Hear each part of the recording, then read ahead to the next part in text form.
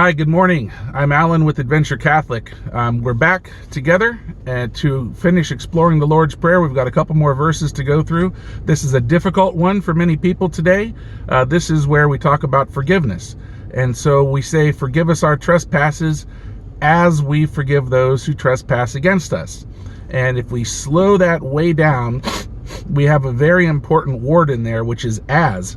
So if we forgive others as we want to be forgiven, there's probably going to be a long line waiting to get into heaven.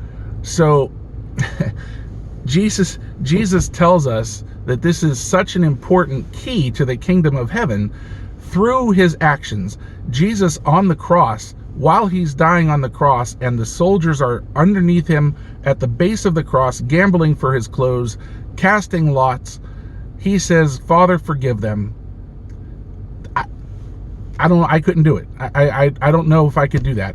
During the injury, during the offense, to forgive somebody during something that's happening is a very hard thing for people to do. Grudges are one of those things that we've all experienced. We all have a family member who probably has died holding on to a grudge, and you know, we don't talk to that neighbor. Well, why don't we talk to that neighbor? I don't know. My great-grandmother didn't talk to that neighbor, so I don't talk to that neighbor. And that curse of the grudge that we hold is passed on through generations. So instead of a generational blessing, we're cursed with this generational grudge and refusal to forgive. And so it's up to us to break this. And this is one of the most action-packed verses of the Lord's Prayer.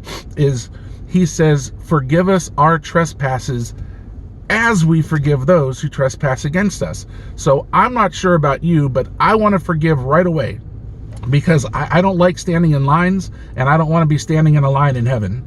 So forgive, the word forgive, the Greek, and I love going back to the Greek origin of some of these words, but it means to exhale, to get it out, to let go.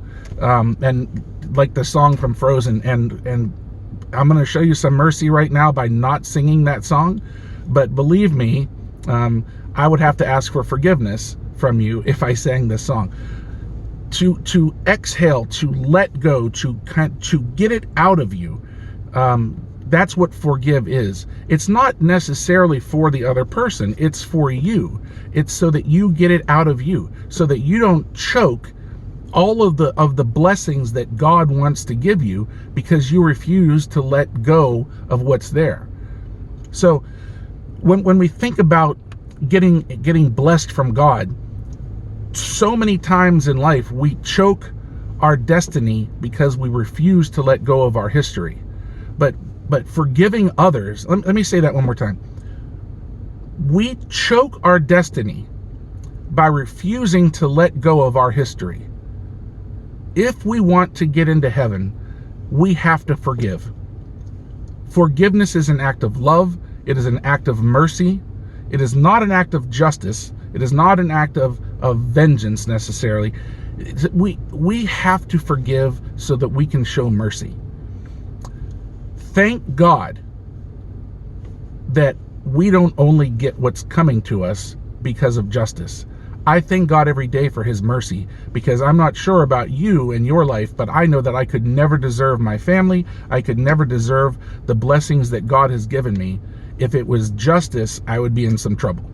But because of God's mercy and God's forgiveness, I'm able to have these things, and I'm able to tell you about them, and I'm able to share them with you. God is amazing. He is absolutely amazing, and getting to know him as a family member, as a father, as a brother, as communally, it's amazing. But forgiveness is the key, one of those keys to getting into heaven, where we can't wait for someone to ask for forgiveness. We have to give forgiveness, which the word forgive, it means to give right before. It also means to give before, to exhale, to let it go, but also to give before. Forgive means to give it to somebody before they ask for it, before they deserve it. It doesn't mean you have to like the person. It doesn't mean that you have to to be best friends with this person, but it does mean you have to forgive them and wish them mercy. That means your ex-husband, that means your ex-wife, that means the person that stole from you, that means the person that still owes you money, that means the person that is your neighbor that you can't stand, whose tree is growing over your fence and things are dropping on your lawn and killing it. That means somebody who called your kids names. Whatever it is, we have to forgive. And it's not just, it's easy to forgive the people that we love. It's easy to forgive well, not always, but it's easy to forgive. It's easier to forgive the people that we love and that we care about. It's very difficult sometimes to forgive people that we don't like.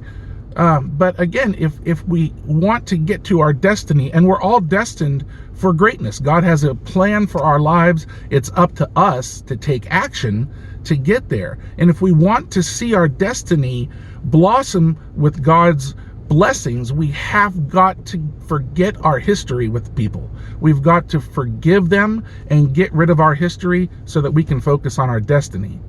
So my challenge for you today, and this is going to be a difficult one, even if you think you're wrong, reach out to somebody that you need to forgive and tell them you forgive them. Now, you probably already hit stop or pause or clicked off of this, so you're not hearing the rest of what I'm saying, and that's okay. Forgiveness takes time, but as much time as it takes you to forgive is as much time as it's going to take you to get into heaven, because forgive others as you want to be forgiven. I know that when I sin, I hope that God says it's okay right away. And Alan, just don't do it again. I forgive you. I'm not going to hold that grudge. I'm not going to remember what you did yesterday, because your history is erased. Focus on your destiny. Go and sin no more. Forgive somebody today. God bless you. Have a great day.